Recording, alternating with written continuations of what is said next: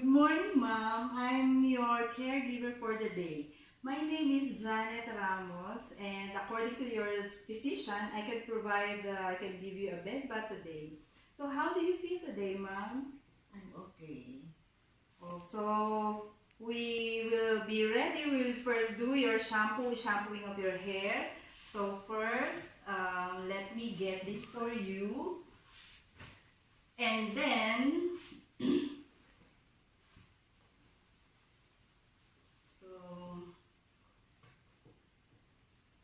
So assuming that this is the rubber mat,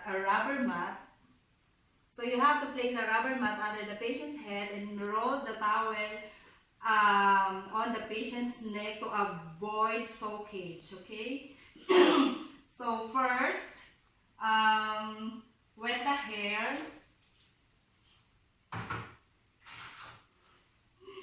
So wet the hair of the patient. After that, get the shampoo and then lather it with in your hand. Assuming there's a shampoo already in my hand. So lather the shampoo in your hand and then apply it on the patient's head. While doing this, you have to observe for any lumps or bumps on the patient's scalp and do your reporting. You can report anything that you observe. So after shampooing, make sure that you shampoo up the back until the back of the head, and then after that, rinse it with water. So when you're using a rubber mat, the water will go straight down or on the side. You can also use a Kelly pad or an inflatable shampoo dish. Okay, so after that,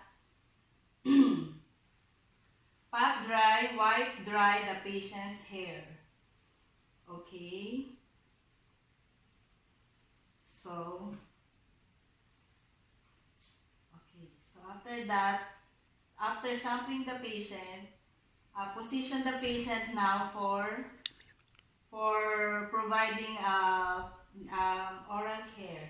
So now we are going to start with our bed bath. First, you have to gather all your materials, including two basins with water, 2 washcloths, and 2 bath towels for oral care, a dentist, toothbrush, toothpaste, and then the bath soap, and all the toiletries that the patient may need, including the powder, lotion, and deodorant.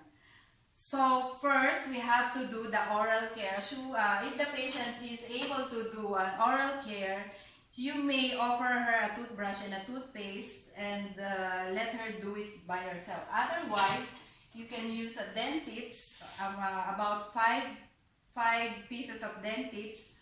So first, you have to clean the right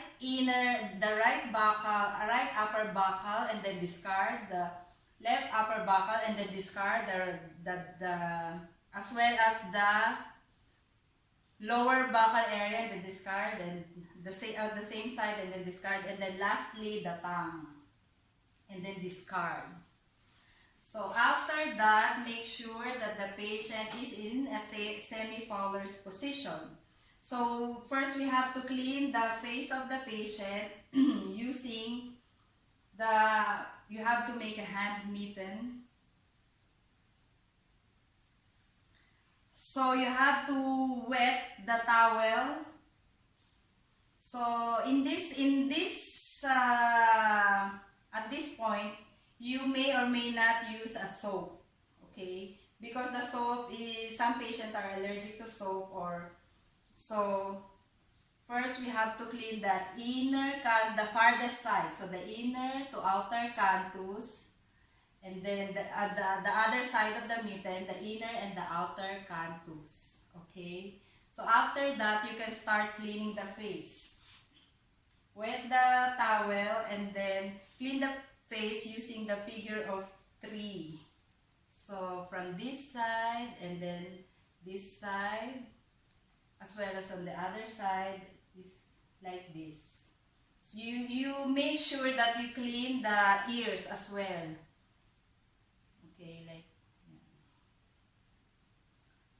Okay, after that, you have to rinse it.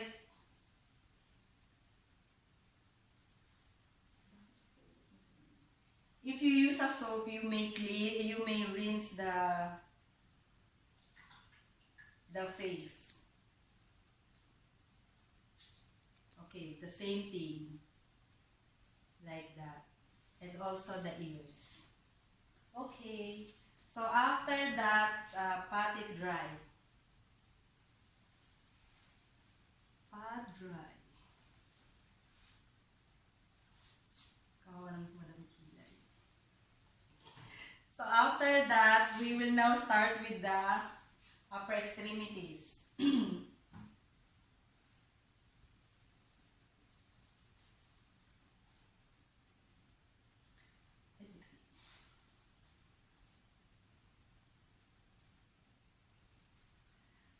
So wet the towel and then put soap. So you have to use a dish soap, but I don't have a soap dish. So clean from the distal to proximal, from cleanliest to dirtiest. So in a gentle stroke. And doing last the axilla because it's the dirtiest part. So okay. And then rinse it.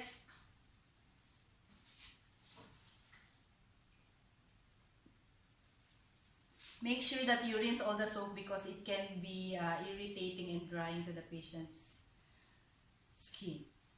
So okay, after that, you also do the same procedure on the other side. So after that, you have to clean the hands. You, place a towel and the basin, and ask the patient if she can move her hands and rinse it on the water. At this stage, it's also providing the patient an opportunity to do some exercises. Make sure that you clean the interdigital space because bacteria and fungus can collect on the spaces. So okay, so once you did this, sorry. So you pat it dry as well. So the same procedure, you should apply the same procedure on the other side. So after doing the upper extremities, we may now proceed on the chest and upper abdomen, on the chest and upper abdomen. So put a bath towel on the top of the top sheet. You may ask the patient if she can hold the towel and while you're pulling the cover gently. Mommy, you hold the towel while I pull the top sheet. Thank you. So pull the top sheet gently. Make sure that you're only exposing what is needed to be cleansed. So, okay. So, pull it up to the upper abdomen. So, the same thing, you have to use the mittens in cleaning the chest and upper abdomen. So, put a soap. So it's wet, and then put a soap. Make sure that it is not soaking. So we should wash the chest and upper abdomen in a gentle circular motion, like this. And making sure that you also clean the inframammary fold because it can collect dirt. So you have to lift it up and then clean it in a gentle stroke. Circular gentle stroke. Okay, the same thing on the other side. So after that, of course, rinse. rinse.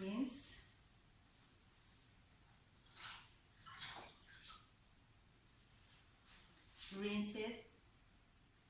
Making sure the inframammary fold is very well rinsed as well. Okay. And then after that, pat it dry.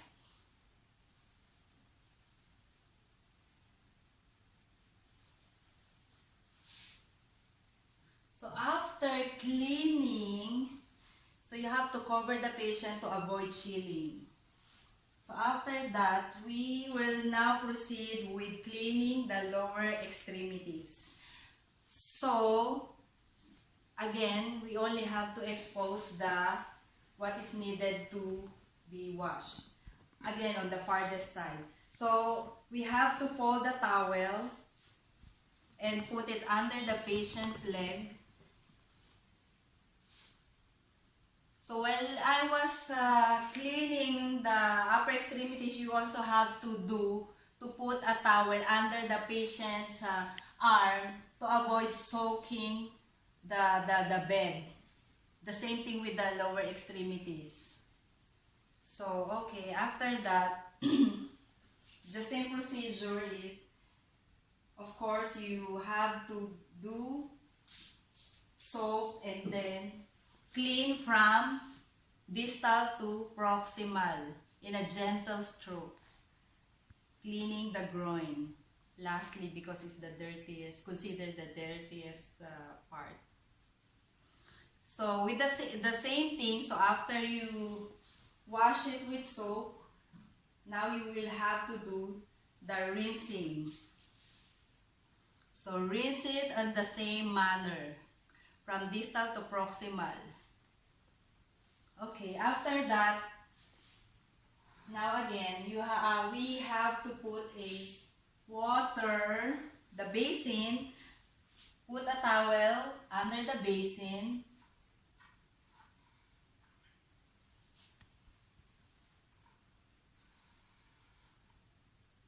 May towel dyan.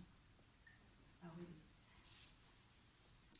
So, and then put the patient's foot on the basin to make sure that you clean the patient's foot, paying particular attention to the interdigital spaces again of the toes, because that it can also collect bacteria and fungus. So rinse it and also provide opportunity for the patient to move her foot. So you can ask her to wiggle her toes or foot, and then, so after doing this, of course, pat it dry.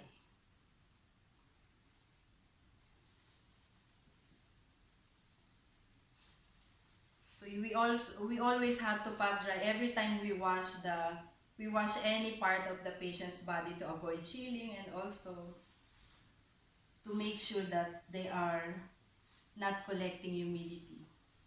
Anyway. So after that, do the same procedure on the other side, exposing only what's needed to be cleansed. Okay. So after cleaning the lower extremities, we will now proceed in washing the patient's back. First, we can ask the patient to turn to you by flexing her farthest leg and turning the patient towards you in this way. So make sure that while doing your bathing, the patient is provided with privacy. It's very important that privacy is maintained while doing the bath procedure. So in the same manner, make sure also that the patient's safety is well taken care of by the handrails, you know. So again, we will need to wash the patient's back with soap. So soap and then water. So you start from the back to the gluteal fold in a gentle circular motion. making sure that you clean the gluteal fold. The same is the same principle with the inframammary fold, that it can also collect dirt. So make sure that it is cleansed, as well as the base of the spine. So from the back to the bottom, from the cleanest to dirtiest. Okay. So after putting soap, after washing, again we also have to do the rinsing in the same manner. So the rinse, so it's the same circular, gentle circular strokes from the back, making sure that you rinse the gluteal folds very well. So after that, make sure to pat it dry very well. So pat dry very well. So, and then, in doing so, while you're providing bath to the patient, make sure you also observe the skin condition, if there are any lumps, bumps, or swelling. And then if you observe anything, you can report it to your superior or to the doctor, to the nurses, for any further action needed. So after that, after drying the patient's back, you can put a lotion or oil or powder, whatever they prefer, if it's allowed. Otherwise, if they have any allergies, or you have to take it into consideration. So, assuming that she wants a lotion, Victoria's Secret. So, you can give the patient a back rub from the base of the spine up to the nape. Okay, using the base of your palm. So it's in a circular motion. Okay. The rationale for this is that you are aiding the circulation of the back, because she's always lying down. So it's good for circulation. So this, of course, on the same side, you also have to do the same, the other side, using the base of your palm. So after that, you may now position the patient for the next procedure, which is the perineal care. But make sure that while interning the patient, make sure that she is not having any hypotension or pagkahilo or not feeling well. Otherwise, because giving a bath can be exhaustive for the patient. So make sure that she's feeling alright all throughout the procedure. So after that now, the next procedure will be the perineal care, which will be shown in another video, in the next video. Right, ma'am? So, okay. What did I miss? Nothing. Okay.